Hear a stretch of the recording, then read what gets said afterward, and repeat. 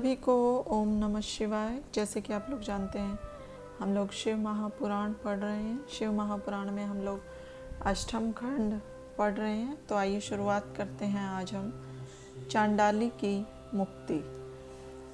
चांडाली पूर्व काल में एक ब्राह्मण कन्या थी। उसका नाम सोमिनी था। विवाह योग्य होने पर उसका विवाह एक श्रेष्ठ ब्राह्मण के साथ कर दिया गया। विवाह के पश्चात वह भोग विलास में पड़ गई। इस कारण उसका पति रोगी बन गया। इस कारण कुछ दिनों के पश्चात इसके पति की मृत्यु हो गई। पति की मृत्यु के पश्चात उसकी भोग लिप्सा और भी बढ़ गई। परिणाम स्वरूप वह एक वेश्या बन गई। उसके परिवार वालों को यह सहन नहीं हुआ और उसकी चोटी को पकड़कर घसीटते हुए निर्जन वन में छोड़ आए। वह वन में घूमते घूमते एक शूद्र के घर पहुंच गई। शूद्र उसको देखकर उसकी काम वासना जागृत हो गई। वह भी यही चाहती थी। दोनों पति पत्नी बनकर रहने लगे। वह शूद्र के साथ रहकर मांस, शराब आदि का प्रयोग करने लगी। इससे उसकी काम वासना और तीव्र होती गई। उसको शूद्र से एक कन्या उत्पन्न हुई। एक दिन उसका शूद्र पति किसी काम से बाहर गया हुआ था। रात में इसकी इच्छा मांस खाने की हुई। वह शराब पीकर हाथ में तलवार लेकर किसी मेंढे को मारने के लिए बाहर निकली। उसकी खिरक में गाय का बछड़ा और मेंढा दोनों पास पास बंधे थे। रात का समय था। शराब के नशे में धुत होने के कारण वह होश में नहीं थी। अतः गलती से उसने बछड़े को काट डाला और उसे घर ले आई। घर लाकर उसे पता चला कि उसने गलती से मेंढे की जगह बछड़े को काट डाला है। इससे उसे बड़ा पश्चाताप होने लगा, परंतु मांस की लालसा तथा भूख के कारण उसे भूनकर खा गई। समय आने पर उस दुष्टा की मृत्यु हो गई। यमदूत उसे बांधकर यमलोक में ले गए। यमराज ने उसे गोहत्यारी जानकर तरह तरह की यातनाएं दी। इसके बाद उसका जन्म शूद्र चांडाल के यहाँ हुआ। उसको भयानक कोढ़ का रोग लग गया। वह जन्म लेती ही अंधी हो गई। उसके पास कोढ़ होने के कारण कोई नहीं आता था। एक दिन भूख प्यास से व्याकुल घूमते हुए उसने कुछ यात्रियों को देखा। वह उनके पास भिक्षा हेतु गई। यात्रीगण उस समय भगवान शिव के दर्शनों की बातें कर रहे थे। वे आपस में वार्तालाप कर रहे थे कि माघ कृष्णा चतुर्दशी को शिव जी के दर्शन अवश्य करने चाहिए। अब वहां पहुंचकर उनके दर्शन अवश्य करेंगे। यह सुनकर चांडालिनी ने भी उस दिन शिव जी के दर्शन करने का निश्चय कर लिया। वह रास्ते में भीख मांगते हुए गोकर्ण तीर्थ में पहुंच गई। माघ कृष्ण चतुर्दशी की वह प्रतीक्षा करने लगी। जब एक दिन शेष रह गया तो वह दुखियारी भूखी प्यासी एक वैश्य के दरवाजे पर पहुंची। उस समय वैश्य के हाथ में बेल की मंजरी थी। उस वैश्य ने भिखारिन की आवाज़ सुनकर उसकी झोली में बेल की मंजरी को लाकर पटक दिया। भूखे प्यासे भिखारिन चांडाली ने झोली में हाथ डालकर बेल की मंजरी को बाहर फेंक दिया। वह बेल की मंजरी पृथ्वी पर न गिरकर शिव जी के लिंग पर जाकर पड़ी। उस बेल मंजरी के शिव जी के छू जाने पर चांडाली के समस्त पाप नष्ट हो गए। इस दिन माघ कृष्ण चतुर्दशी थी। उस दिन उसे भीख में कुछ भी नहीं मिला। इससे उसका निराहार चतुर्दशी का व्रत हो गया। भूख के कारण वह रात भर जागती रही। इससे उसका रात्रि जागरण हो गया। शिव जी की इच्छा अनुसार उसी दिन उसकी मृत्यु हो गई। शिव जी की कृपा से वह विमान में शिवलोक को चली गई। बोलो शिव शंकर भोलेनाथ की जय। महाबल शिव जी की महिमा। इक्ष्वाकु वंश में मित्र सिंह नाम का एक अत्यंत धनुषधारी राजा हुआ था। वह बहुत ही पुण्यात्मा था। उसकी रानी का नाम दमयंती था। वह भी नल की पत्नी दमयंती की तरह पतिव्रता थी। एक दिन राजा मित्र सिंह शिकार हेतु सेना के साथ एक घने जंगल में गया। वहां उसने देखा कि कर्मठ नाम का दानव महात्मा मंडप को तंग कर रहा है। राजा ने अपने बाण से उस दानव को मौत के घाट उतार दिया। दानव के छोटे भाई ने राजा से बदला लेने का निश्चय कर लिया। बदला लेने के लिए उसने वेश बदलकर राजा के यहाँ नौकरी करने आया। वह राजा से बोला, मैं एक उत्तम रसोइया हूँ। षटरस व्यंजनों को बना बनाकर आपको तृप्त करता रहूँगा। राजा ने उस कपटी को अपना रसोइया बना लिया। एक दिन गुरु जयंती का पर्व आया। राजा ने गुरु वशिष्ठ को निमंत्रण भेजा। गुरुदेव नियत समय पर राजा के यहाँ पहुँच गए। उस कपटी रसोइये दानव ने यह अच्छा अवसर जानकर साग में मांस मिलाकर बना दिया तथा उस साग को वशिष्ठ जी के आगे परोस दिया। गुरुदेव उस साग को देखकर समझ गए कि इसमें मांस मिला हुआ है, इसलिए क्रोध में भरकर वे राजा से बोले, हे पापी दुष्ट राजा, तूने मुझे मांस युक्त साग परोसा है। मैं तुझे श्राप देता हूँ कि तू दानव बन जा। श्राप देने के बाद मुनि वशिष्ठ सोचने लगे कि इसमें राजा का तो कोई दोष ही नहीं है, यह तो कपटी रसोइये का अपराध है। इतना सोच विचार कर मुनि प्रसन्न होकर राजा से बोले, हे राजा, तुमने अपने रसोइये की नियुक्ति सोच समझकर नहीं की। यह तो एक दैत्य है, इसी का ही यह कार्य था। अब मेरा दिया श्राप तो हट नहीं सकता, परंतु तुम्हें 12 वर्ष तक राक्षस योनि में रहना पड़ेगा। इतना कहकर गुरु वशिष्ठ चले गए। श्राप के कारण राजा एक बड़ा भारी राक्षस बनकर वन में जीवों को मार मार कर खाने लगा। एक दिन वह घूमते हुए एक आश्रम पर जा पहुंचा। उसने वहां एक मुनि को देखा। वह मुनि अभी तरुण अवस्था में था। तरुण मुनि को देखकर वह लालायित होकर उन्हें पकड़ने को दौड़ा। मुनि पत्नी तरुणी ने उसे देख लिया। उस मांसाहारी राजा ने उस मुनि को खाने के लिए पकड़ लिया। मुनि की पत्नी ने हाथ जोड़कर नम्रतापूर्वक कहा, आप उन्हें छोड़ दो और मुझे पकड़ लो। परंतु उस बूढ़े राक्षस बने राजा ने उसकी एक न सुनी और तरुण मुनि को फाड़ कर खा गया और हड्डियों को इधर उधर फेंक कर चला गया। मुनि की पत्नी ने रोते हुए मुनि की हड्डियों को चुनकर चिता बनाई और उस विकराल राक्षस को श्राप देते हुए कहने लगी, हे नीच राक्षस, तूने मेरे पति को मारकर मेरा सुख चैन नष्ट कर दिया है। अतः तू जब भी किसी स्त्री के साथ संभोग करेगा तो तभी तेरी मृत्यु हो जाएगी। राक्षस को श्राप देकर मुनि की पत्नी सती हो गई। राजा को मिले श्राप को 12 वर्ष व्यतीत हो गए। 12 वर्ष के बाद राजा को अपना पहला शरीर प्राप्त हो गया। उसने महल में जाकर अपनी रानी को सारा वृतांत तथा मुनि पत्नी के श्राप की बात बताई।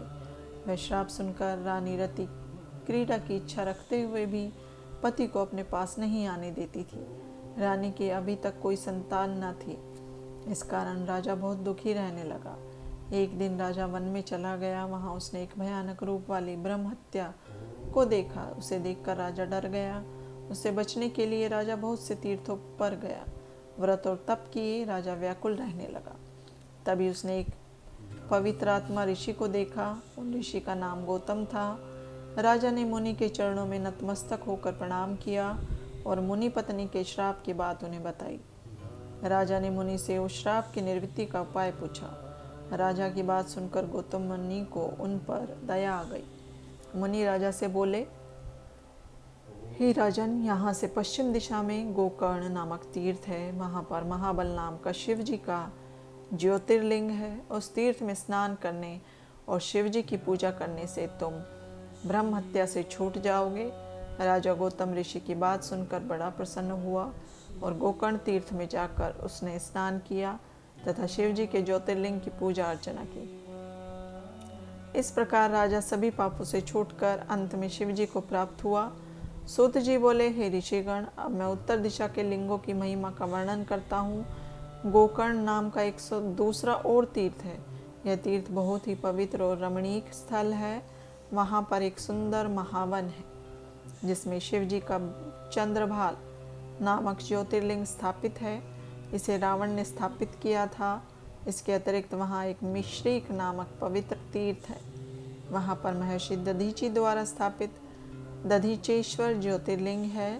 तीर्थयात्री यहाँ आकर शंकर भगवान का पूजन करके कृतार्थ हो जाते हैं। नमिश्रायण में समस्त ऋषियों के द्वारा स्थापित ऋषिश्वर नाम का ज्योतिर्लिंग है। इस शिवलिंग के दर्शन मात्र से ही सभी पातकों का विनाश हो जाता है। फिर हत्या नामक मुख्य तीर्थ है। यहाँ अद्याप है नाम का शिवलिंग है जो करोड़ों हत्याओं जैसे महापाप का शमन करता है।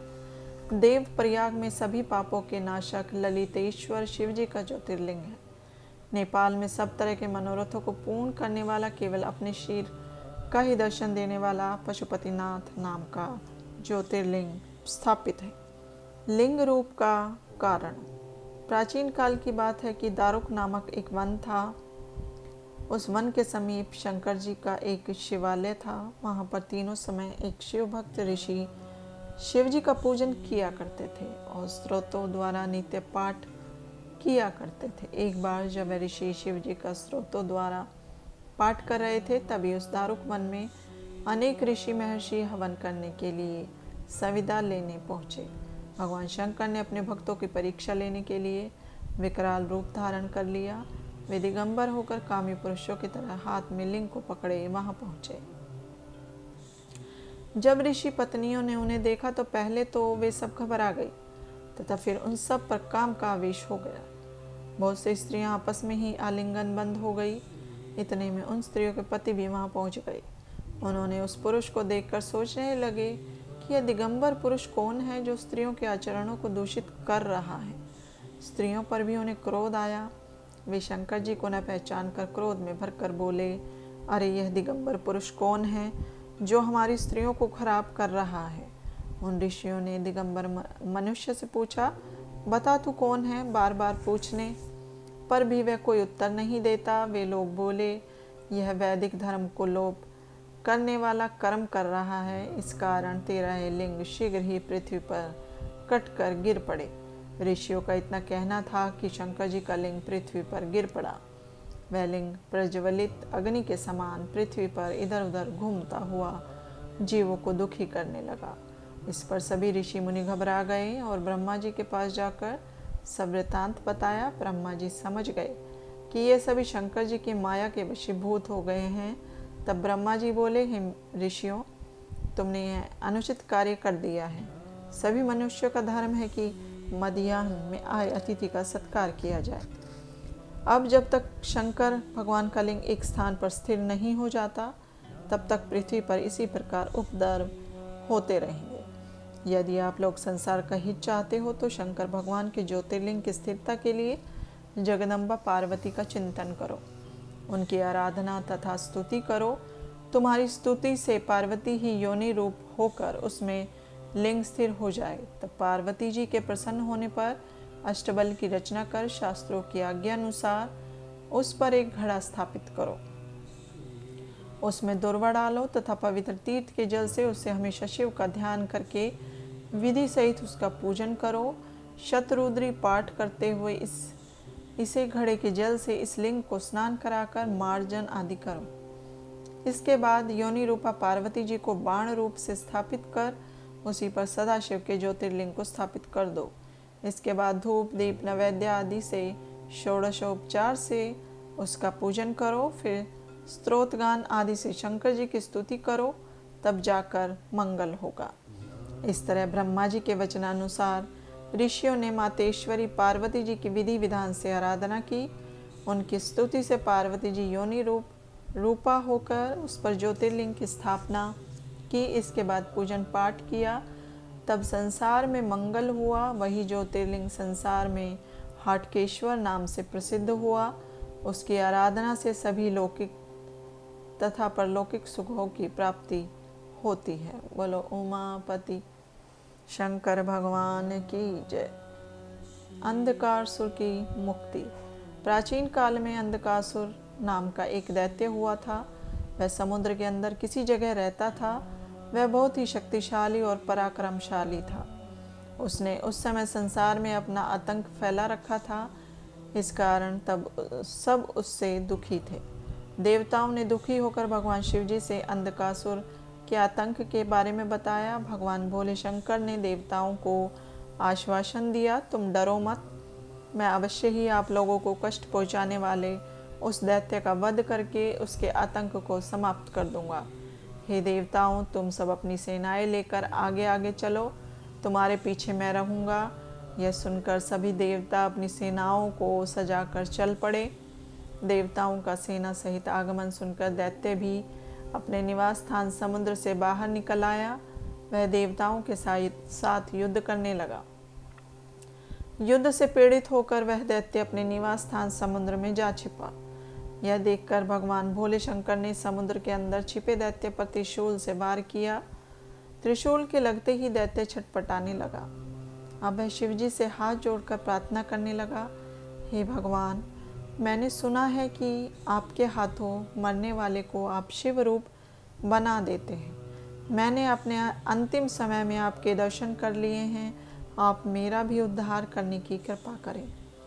आप मुझे अपने गणों में स्थान देने की कृपा करें। उसकी विनती सुनकर भगवान भोलेनाथ उससे प्रसन्न हो गए तथा उससे वर मांगने को कहा। दानव बोला, हे प्रभु, यदि वास्तव में आप मुझ पर प्रसन्न हैं तो मुझे आप अपनी अविचल भक्ति प्रदान करें और दूसरा वर यह दे कि आपका इसी स्थान पर अविचल निवास रहे। शिवजी ने उसे अपनी अविचल भक्ति प्रदान की तथा ज्योतिर्लिंग रूप में वहाँ स्थित हो गए। बटुक पूजा की कथा। प्राचीन काल में दधीची नाम के एक महान ऋषि हुए हैं। वे बहुत ही धर्मात्मा, वेदों के ज्ञाता तथा शिव जी के भक्त थे। उनके एक पुत्र हुआ, उसका नाम उन्होंने सुदर्शन रखा। वह भी अपने पिता दधीची की तरह ही सर्वगुण संपन्न था, परंतु उसकी पत्नी, जिसका नाम टुकुला था, उच्च कुल से संबंधित नहीं थी। टुकुला ने अपने पति को अपने अधीन कर लिया था। उसके 4 पुत्र उत्पन्न हुए। एक दिन महर्षि दधीची को अपनी जाति वालों से मिलने के लिए किसी गांव में जाना था। उन्होंने अपने पुत्र सुदर्शन से कहा, मुझे एक आवश्यक कार्य से गांव जाना है, इसलिए तुम शिव जी की पूजा करो। इस प्रकार सुदर्शन को आदेश देकर महर्षि दधीची चले गए, परंतु उस गांव में महर्षि दधीची को कुछ दिन के लिए रुकना पड़ गया। इधर सुदर्शन भगवान शिव का पूजन करता रहा। कुछ दिन बाद शिवरात्रि का पर्व आया। इस पर्व पर सब नर नारी उपवास रखते हैं और शिव जी का पूजन करते हैं।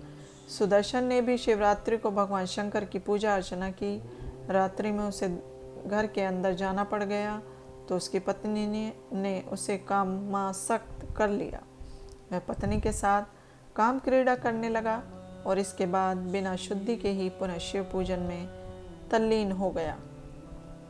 अंतर्यामी भगवान शिव जी ने यह देखकर उसे श्राप दे दिया, आज शिवरात्रि के पर्व पर भी तूने स्त्री के साथ काम क्रीड़ा करके पुनः बिना शुद्ध हुए मेरी पूजा करने लगा है। इस कारण तू मूर्ख बन जा। इस श्राप से वह जड़ की तरह पागल होकर घूमने लगा। कुछ समय पश्चात जब महर्षि दधीची लौट कर घर आए तो सब कुछ देखकर दुखित होकर बोले, अरे तूने अपना ही नहीं अपितु सारे कुल का सर्वनाश कर डाला। अब क्या करना चाहिए? उन्होंने जगदम्बा पार्वती जी की उपासना प्रारंभ कर दी। दधीची की उपासना से जगदम्बा प्रकट हुई। दधीची की प्रार्थना करने पर पार्वती जी ने उनके पुत्र सुदर्शन को शिव जी के चरणों में डालकर उनसे प्रार्थना की कि हे स्वामी, यह सुदर्शन तो मेरा पुत्र है। इतना कहकर उसे यज्ञोपवीत धारण कराकर 16 अक्षरों वाले शिव गायत्री मंत्र की दीक्षा दी। तब भगवती पार्वती जी की कृपा से सुदर्शन ने मंत्र को उच्चारण करके शिव जी का पूजन किया। इस पूजन से भगवान शिव जी उससे प्रसन्न होकर बोले, हे पुत्र, मैं तुमसे प्रसन्न हूँ। मेरी तेरे ऊपर पूर्ण कृपा है। मेरे ऊपर समर्पित किए हुए धन धान्य घृत तेल आदि सभी पदार्थ तेरे लिए हैं। तुम इनका उपभोग कर सकते हो। तुम हमेशा त्रिपुंड को धारण किए हुए शिव संध्या गायत्री जप कर्ता बन जाओ। मैंने तुम्हारे सभी अपराध क्षमा कर दिए हैं। भगवान शंकर ने दधीची पुत्र सुदर्शन तथा उसके 4 पुत्रों का भी बटुक रूप में अभिषेक किया। इसके बाद भगवान शिव ने उनसे कहा, हे पुत्री, तुम में से जो भी पूरा बटुक रूप बनेगा वह इस संसार में पूजनीय होगा।